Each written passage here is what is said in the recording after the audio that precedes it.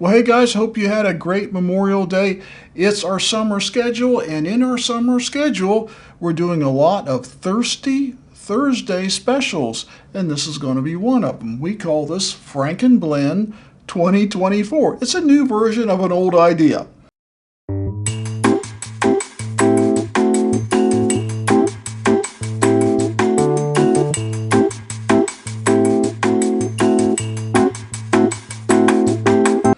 And the idea being, at least the premise for the show, is using whiskeys that you're not drinking. I have got a lot of whiskeys that I'm not drinking anymore for any number of reasons. I found better whiskeys than these particular ones. My palate's changed. I no longer really favor them.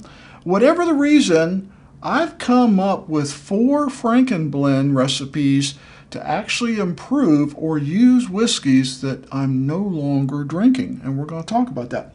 So the premise of the show is using whiskeys that you're no longer drinking because whiskey is expensive. Bourbon is expensive. In fact, we've got a new show coming up in June.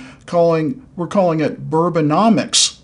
Because I don't know how you guys are faring, but here at the Bourbon Mansion, I've had to lay off people. In fact, I had to lay off my longtime, see if I can get a picture of it here. Yeah, there he is. My longtime butler. And I'll see if I can put a bigger picture up on the screen. And that's me on the left before my Botox injections and hair plugs. So yeah, I haven't cut back on that too. So here at the Bourbon Mansion, we're all about saving money.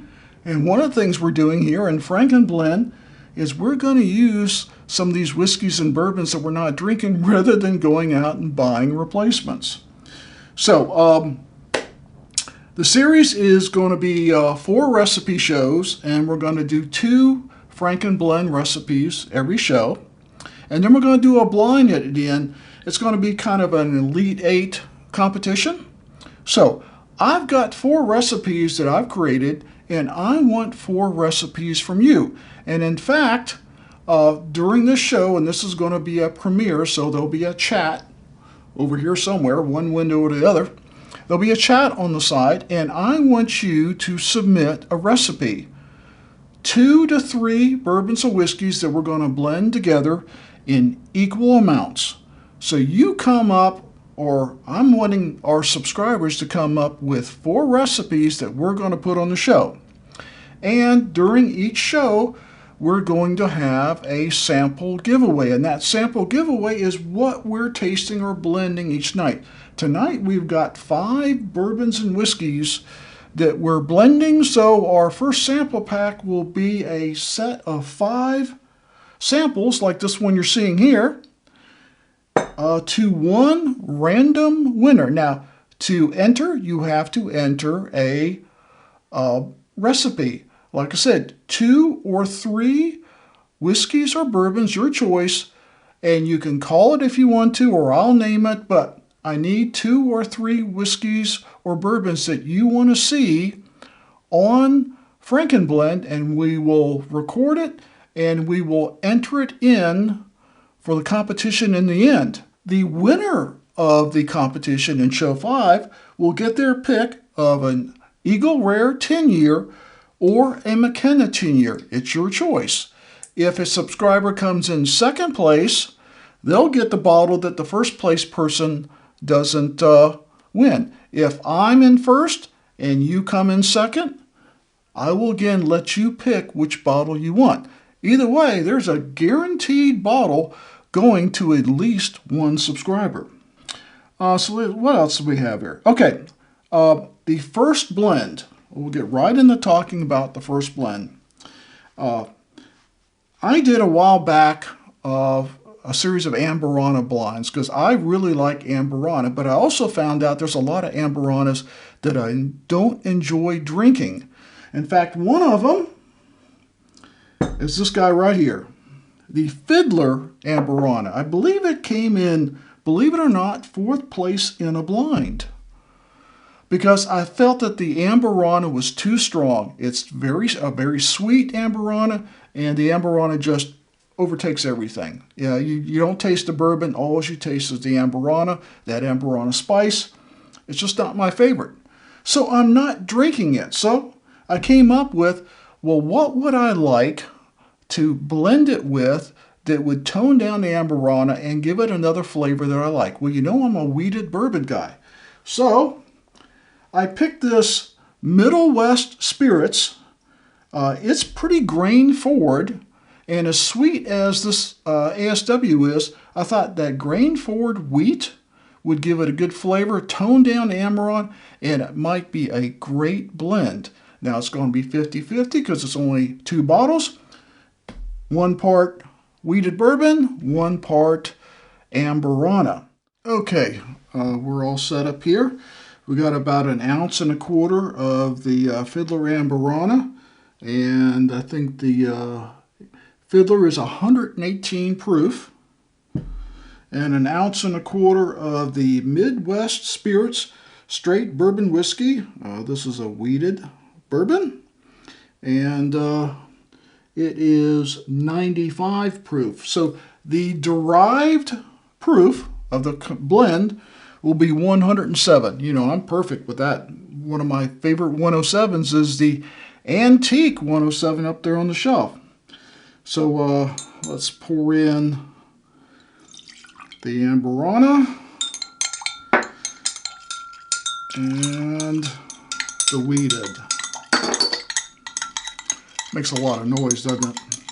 So we got our blend, 50-50, 107 proof.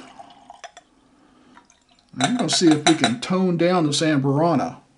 I won't drink this neat anymore. Not when I have 3 or 4 other Amburanas I like much better. So let's give it an aroma test.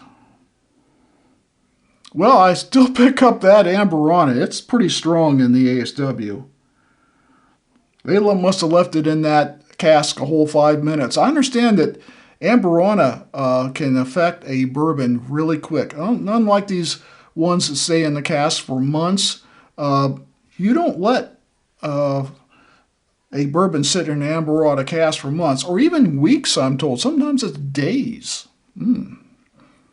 Cheers. Nice.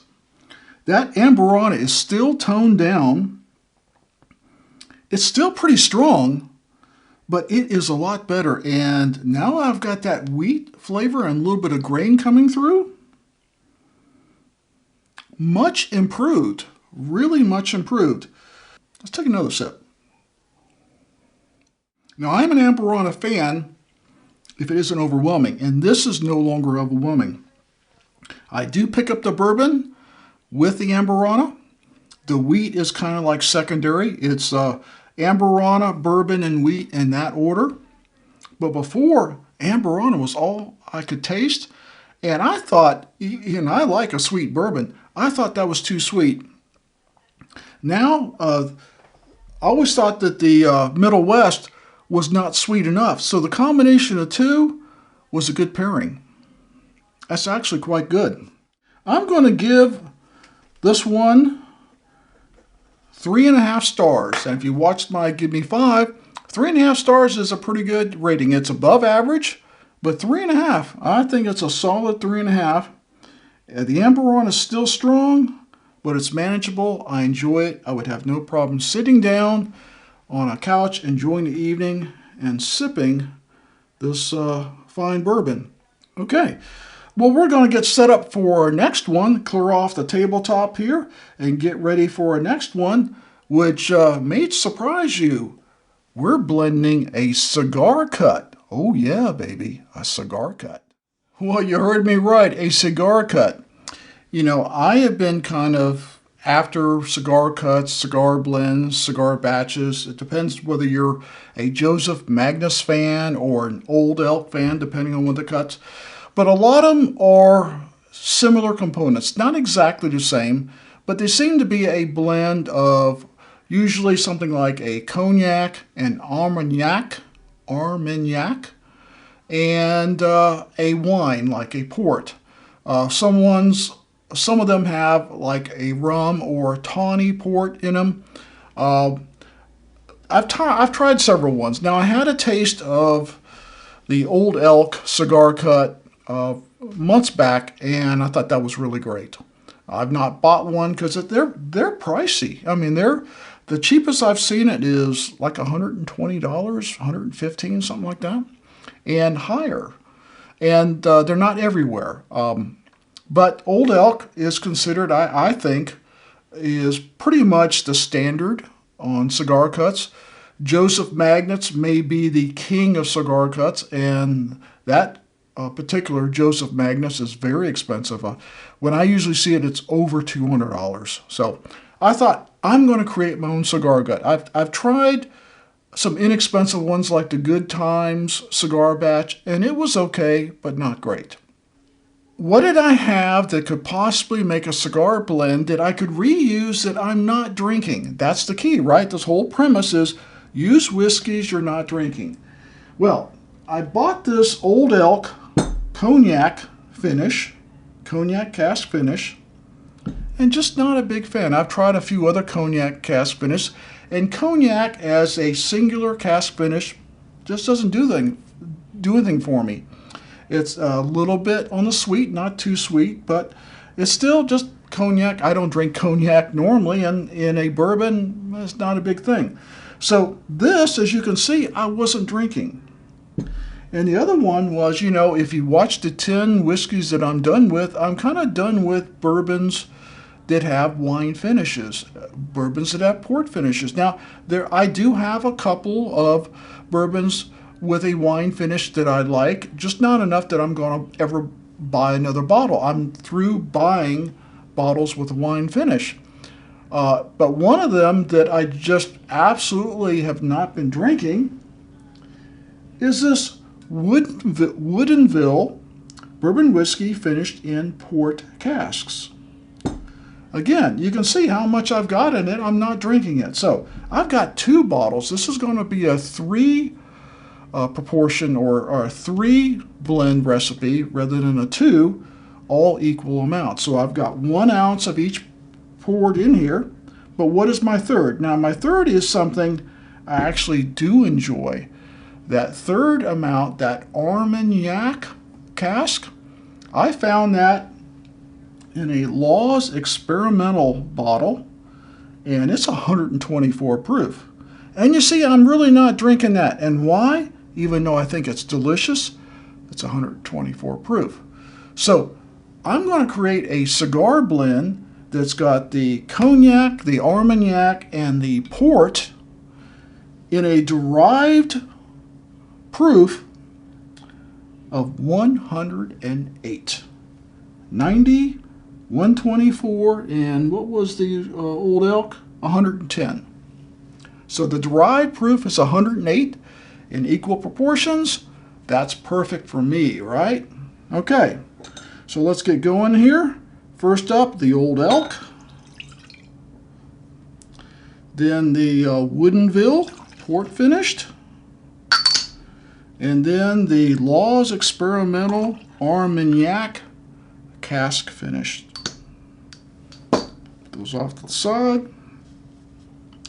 Give it a nice stir. But so keep in mind, I like wheated bourbons. I like my bourbon a little bit sweet. I like a lot of toasted finishes. I like a lot of double oaks, and I like a lot of toasted oak finishes. So keep in mind when you're coming up with your recipe, maybe you want to include one of those, and that might make it a little bit farther down that Elite 8 competition we're going to do in the end. So I need another glass. Here we go. Mike's Cigar Cut. That's what I'm calling it. Now, you got your own cigar cut? I say go for it, but I don't know. I've done a lot of research on this one, so I am hoping this thing is wonderful.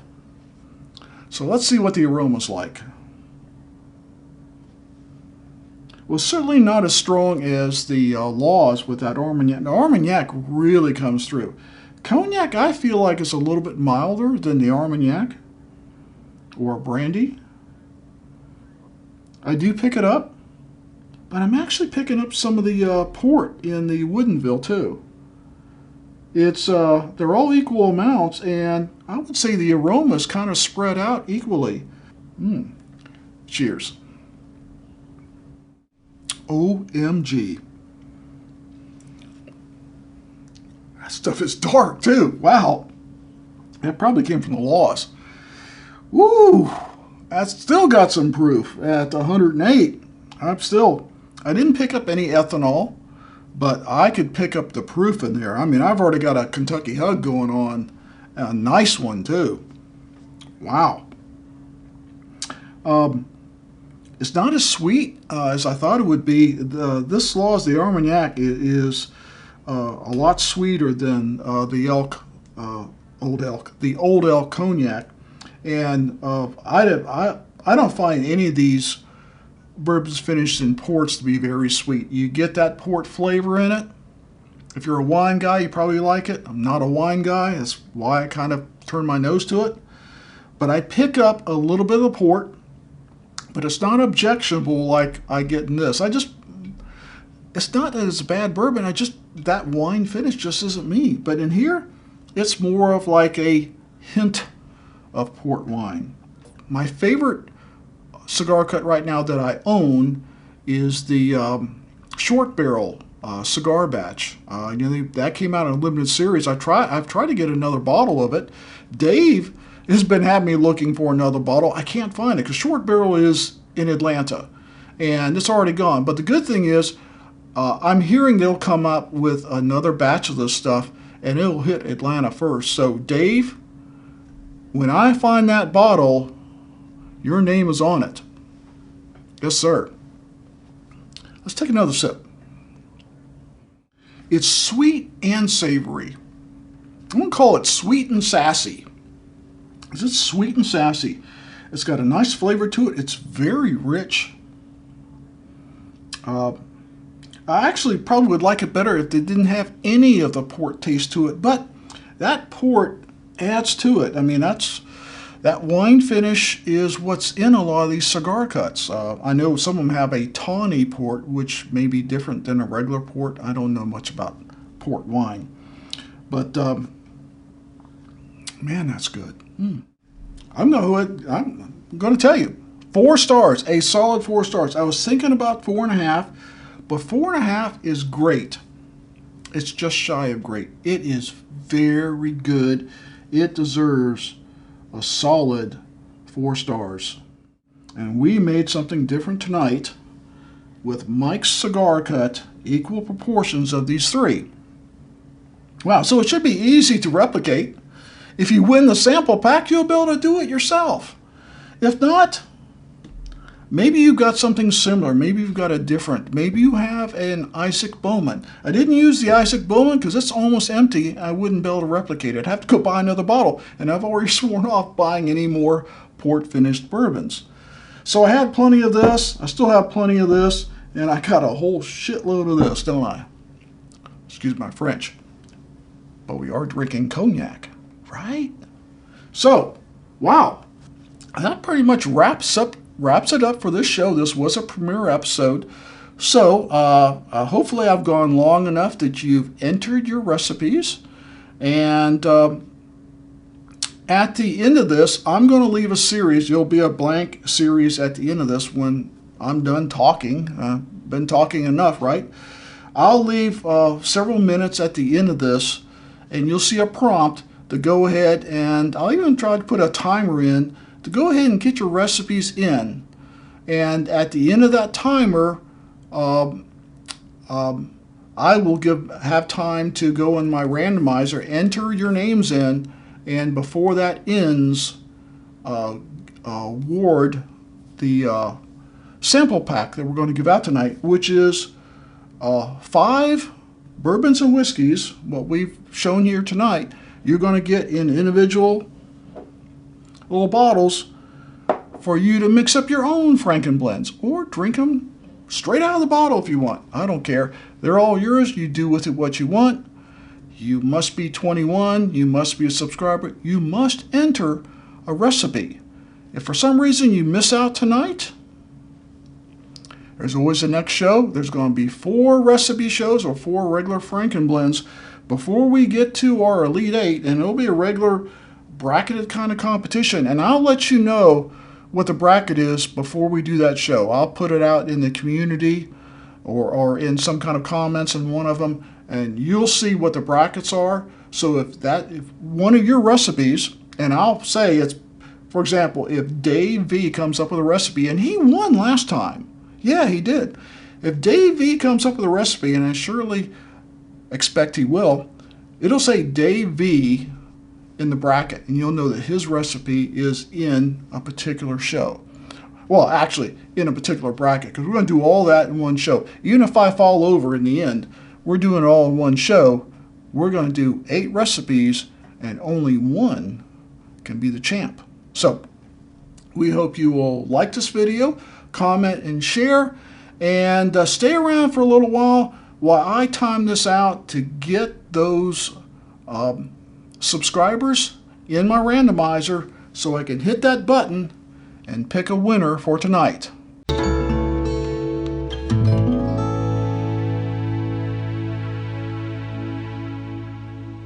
As always, never drink and drive. Please drink responsibly, and we'll see you on the next Frankenblend.